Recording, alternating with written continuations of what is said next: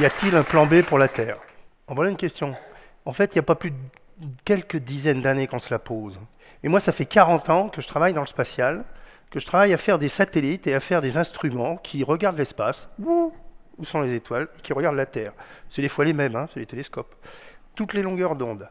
Et je fais ça pour qui? Je fais ça pour qui pendant 40 ans? Pour des astrophysiciens, pour des planétologues, pour des géophysiciens, pour des océanologues, pour des météorologues, et puis tous les logs que vous voulez, sauf les astrologues. Sauf les astrologues. Et alors, on a travaillé avec tous ces scientifiques qui sont souvent des bons scientifiques, parce qu'on sélectionne les meilleurs, pour essayer de faire les meilleurs instruments pour faire progresser la connaissance de leur discipline. Alors, ils sont chacun dans leur discipline. Alors, il y a les uns qui regardent l'univers, qui essayent de voir quel âge il a, qui essayent de voir si par hasard il n'y a pas les conditions de la vie un peu partout. Et puis, il y a ceux qui regardent la Terre, qui regardent comment elle se développe, comment elle tient dans son système. C'est un système Terre, on peut l'appeler comme un vaisseau spatial, vous verrez. Et puis, ils regardent aussi comment la vie interagit sur Terre. Alors, une fois qu'on a fait ces instruments pour discuter avec les uns et les autres, on peut se dire, finalement, oui, la question, finalement, elle existe. La question, on se la pose, et la question, on se la pose pourquoi? Parce que l'homme, en fait, c'est un explorateur. Et l'homme, depuis tout temps, qu'est-ce qu'il a fait? Il a exploité une région, il s'est mis dans une région, puis quand il n'avait plus grand-chose, il était ailleurs, et puis il se déplace, et puis etc. Puis au bout d'un moment, on a créé des pays, puis les pays, ils ont exploité, puis ils ont été cherchés ailleurs, ils ont foré, ils ont exploité, ils ont fait de la culture, ils ont cultivé la planète, et finalement, ils ont colonisé la planète entière. Et il n'y a plus un être vivant sur Terre qui ne sache pas que l'homme existe, puisqu'on le perturbe partout. Donc l'existence de l'homme sur Terre est omniprésente. Maintenant qu'on sait que la Terre elle est relativement habitée partout, qu'on a été partout, qu'on la forêt est exploitée partout, on va essayer de comprendre où elle est. Qu'est-ce que l'espace nous a appris? Alors l'espace nous a appris, il n'y a pas que l'espace qui nous a appris ça, mais enfin quand on dit que la Terre est ronde, c'est vrai. Mais ça fait quand même des centaines d'années qu'on le sait, mais ça fait que des dizaines d'années, quelques décennies, puisque l'aventure spatiale, elle n'a que 60 ans, et moi j'ai travaillé là-dedans pendant 40 ans, les 2 tiers, vous imaginez? Et donc dans cette affaire-là, qu'est-ce qui s'est passé? C'est que l'image que vous avez de votre univers a sacrément évolué, et vous avez aujourd'hui pas mal d'informations qui nous disent qu'est-ce qu'on est. Alors, on est dans un univers avec des milliards de galaxies, ça vous donne une belle jambe. C'est immense, il a 13,7 milliards d'années. Donc on a remonté, on a pris des instruments qui ont été regardés là-bas, tout au fond, là, pour essayer de voir, juste après le Big Bang, comment ça s'était développé, matière, antimatière, tout ça, comment ça fait. Alors des milliards de galaxies, et notre galaxie, parmi les milliards, finalement, elle est assez vieille. Elle date de 13,5 milliards d'années. Et puis notre Soleil, dans un coin, là, sur un bras de la galaxie. Et dans cette galaxie, il y a des milliards d'étoiles, des milliards de soleils, des fois bien plus gros que le nôtre. Et notre Soleil, c'est quoi? C'est une énorme... plein de bombes thermonucléaires, ça bombe partout, ça brûle, ça machin, ça chauffe, à des températures énormes, et ça renvoie du rayonnement partout, partout. Et autour de ce Soleil se crée en fait un système solaire. Il s'avère que plus on regarde au loin, plus on se rend compte que beaucoup de systèmes deviennent créés comme ça. C'est-à-dire que vous avez une étoile, et puis autour, vous avez tout un tas de machins qui sont en fait les miettes de la réalisation de l'étoile, et qui se trouvent être les planètes. Alors nous, on a une chance inouïe. On a une chance inouïe parce qu'on a un système, finalement, on n'est pas trop près du Soleil, on n'est pas trop loin du Soleil, donc pas trop chaud, pas trop froid. Et puis on a Jupiter et Saturne. Alors Jupiter et Saturne, c'est un couple sympathique, parce que si on n'avait pas les deux, Jupiter, il aurait été vers le Soleil, et en passant, il nous avait attrapés. Hein. Alors ça fait des milliards d'années que ce système est stable. Étonnant, non étonnant, parce qu'on regarde les systèmes solaires plus loin et on se rend compte qu'ils ne sont pas toujours stables, ça bouge un peu, ça reste, c'est pas des trucs complètement statiques. Celui-là, il est stable depuis plusieurs milliards d'années, ce qui fait que depuis plusieurs millions d'années, notre Terre, elle est quand même bien protégée par le Soleil d'un côté qui ramasse tout ce qui risque de passer, et puis Saturne et Jupiter. Alors pour aller voir un petit peu comment ça marche, vous avez vu que dans ce système, il y a des scories et des miettes en fait de réalisation. Les miettes, c'est quoi? Les astéroïdes et les comètes. Et là, celle-là, je pense que vous la connaissez tous. Churyumov-Gerasimenko. Ça vous va? C'est une comète Tchouri. On a fait plusieurs milliards de kilomètres, 10 milliards de kilomètres pour aller se poser là-dessus. Et on s'est posé dessus. Alors on attendait une bloc de glace, on n'a pas eu un bloc de glace. Et on a eu un truc à 0,43 de densité. Et ça permet aux scientifiques de mieux comprendre notre système. Alors après, derrière les distances, je vais vous le faire très simple. Notre système solaire, la Terre est à 1 mètre du Soleil. Mettons, la Terre, 1 mètre du Soleil. D'accord? Tout le système solaire, il tient dans la salle. Pluton est au bout de la salle, 35 mètres. Pas plus loin. Donc vous avez tout le système solaire ici. La première étoile, Proxima du Centaure ou Alpha du Centaure, 4 années-lumière. Où ça? 256 km, si je suis toujours à 1 mètre de mon Soleil, 256 km, c'est à Bordeaux. D'accord bon. Et puis, la fameuse première galaxie Andromède, 2,9 millions d'années-lumière. Cette première galaxie, elle est sur le Soleil. Vous imaginez, il n'y a pas grand-chose autour de nous, là, hein, c'est quand même cool.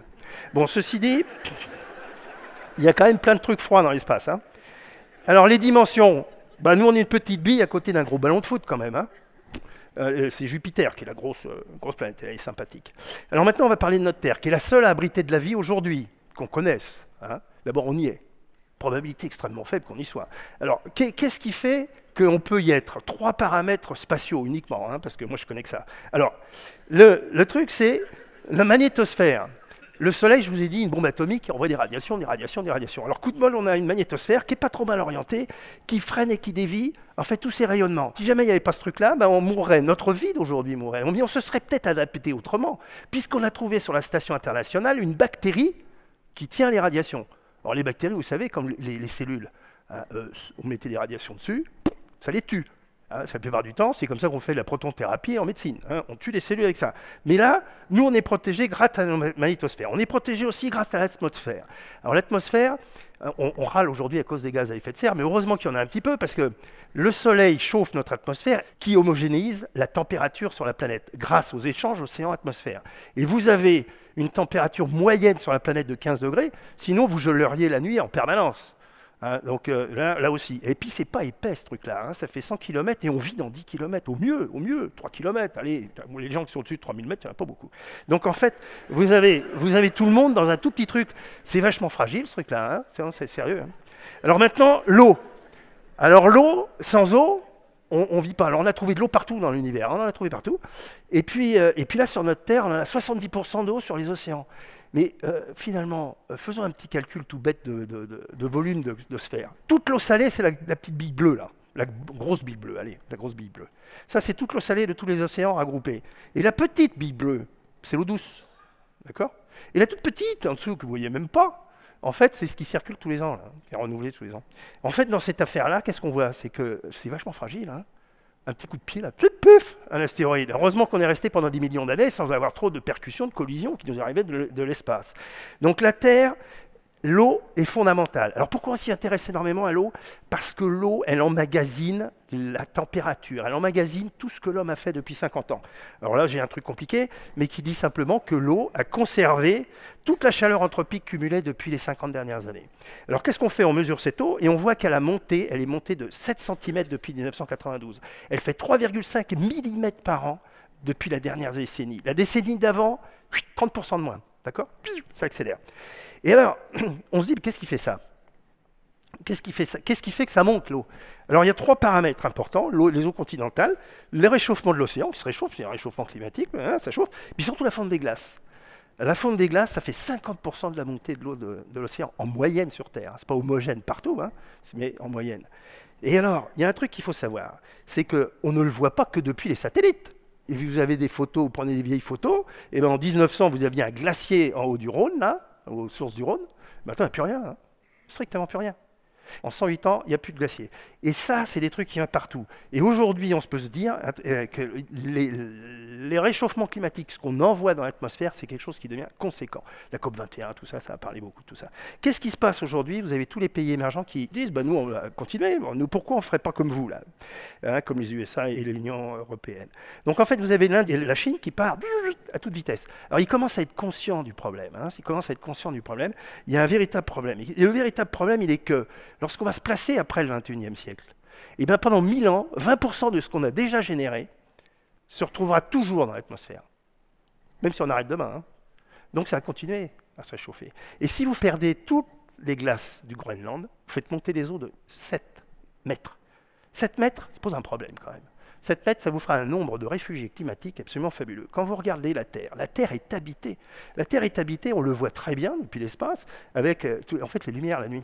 Et quand vous regardez, alors il y en a qui sont en terre émergée, mais vous les voyez aussi au bord de l'eau. Et vous avez tas de trucs là en Indonésie, au bord dans le Brésil, l'Amérique latine, l'Amérique du Nord, etc. Les gens, 7 mètres, tout ça, il faut qu'ils aillent ailleurs. Hein.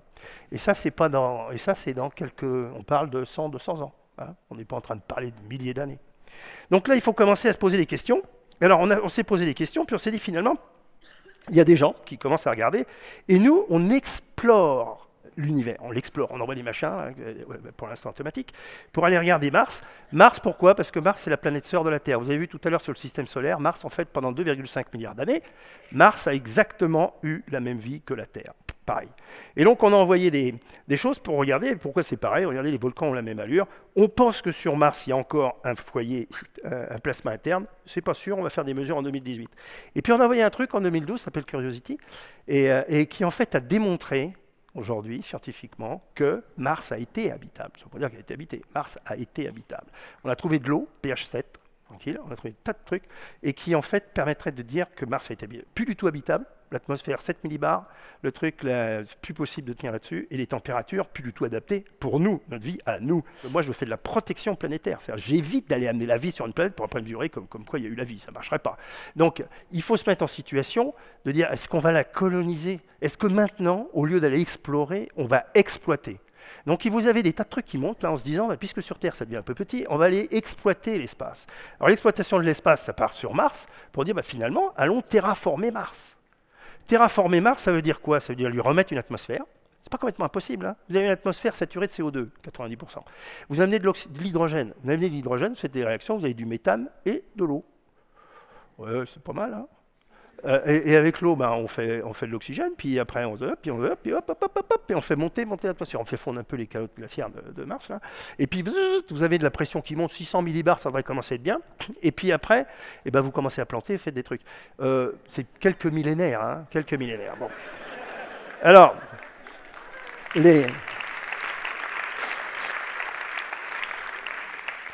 il y en a d'autres qui ont des idées extraordinaires, c'est que y a des milliards d'étoiles, donc il y a des milliards d'exoplanètes. On en a trouvé aujourd'hui, de façon sûre, 3600. Mais ça monte, on en trouve tous les jours. Donc en fait, des exoplanètes, il y en a partout. Dès qu'il y a un soleil, machin, on finit par se rendre compte qu'il y a toujours des planètes autour. Alors là, je m'amuse à sortir de la boîte 2 secondes. C'est-à-dire que nous sommes là, sur Terre. Mais en fait, imaginez-vous sur quelque chose très loin et qu'on ait, allez, 10 000, 20 000 ans de plus d'expérience technologique. Ça fait 20 000 ans qu'on regarde l'espace avec des télescopes. Ben moi, je suis pas loin d'être persuadé que si jamais il y a des gens intelligents sur une autre planète, qu'ils sachent que la Terre est habitable. Bah oui, puisque nous, on est en train de regarder les autres machins, là, et on se rend compte que finalement, ils vont peut-être être habitables. Et on a trouvé des planètes qui ont de l'atmosphère. Bon, donc il y en a peut-être qui, depuis des milliers d'années, savent que la Terre est habitable. Alors, est-ce qu'ils savent qu'elle est habitée? Non, puisque ça fait depuis 100 ans qu'on met de la lumière dans l'espace, qu'on rayonne des rayons. Donc, s'ils sont à 100 années-lumière, peut-être. Mais c'est tout petit, 100 années-lumière. Enfin, ceci dit, il y en a qui pensent qu'on pourrait y aller. Alors, ils inventent des vaisseaux, 200 tonnes, avec des propulsions nucléaires. Pour faire un truc comme ça, il faut de l'énergie de 2 années de la France, complètement dédiée à cet engin. Là. Vous êtes prêts à mettre le budget, là? Bon, manifestement, je pense qu'on va continuer l'exploration de l'espace. Ça me paraît évident. On va continuer d'aller regarder la Terre, d'ausculter la Terre pour voir dans quel état elle se place, est-ce qu'elle vit bien, est-ce qu'on la protège bien. Et puis, on va envoyer certainement des explorateurs, comme notre Thomas National, qui en fait, il a un esprit pionnier, il est fabuleux ce garçon, hein. Il est d'une école toulousaine, hein, je vous le rappelle. Et moi j'espère très sincèrement qu'on n'aille pas se mettre à exploiter l'espace, à exploiter la Lune, exploiter je ne sais pas quoi, sachant qu'aujourd'hui les rendements sont extrêmement faibles. Quand vous faites revenir 300 tonnes de la Lune, il a fallu en envoyer 3000 tonnes. Donc il y a un rendement d'1 sur 10 000. Vous connaissez les trucs qui marchent bien avec 1 sur 10 000? Non, c'est pas terrible. Bon, donc une fois qu'on a vu tout ça, qu'est-ce qu'on se dit? On se dit finalement, eh bien, on se retrouve avec une planète qui a besoin d'être utilisée un tout petit peu autrement. Et donc on est sur un schéma où il faut commencer à modifier notre fonctionnement sur la planète pour la protéger et faire du développement durable. Et je pense qu'on sera de toute façon condamné à l'enfermement planétaire pendant un certain nombre de siècles encore. Mais comme la Terre est finalement vachement jolie, pourquoi? Parce qu'on y est super bien adapté, la preuve. On respire bien, machin, bidule, tout ça. Et pourquoi? Parce qu'on a évolué sur cette Terre. Donc nous, on est bien adapté sur cette Terre, protégeons-la, et il y a bien pire comme destin, puisqu'elle est vachement jolie. Merci.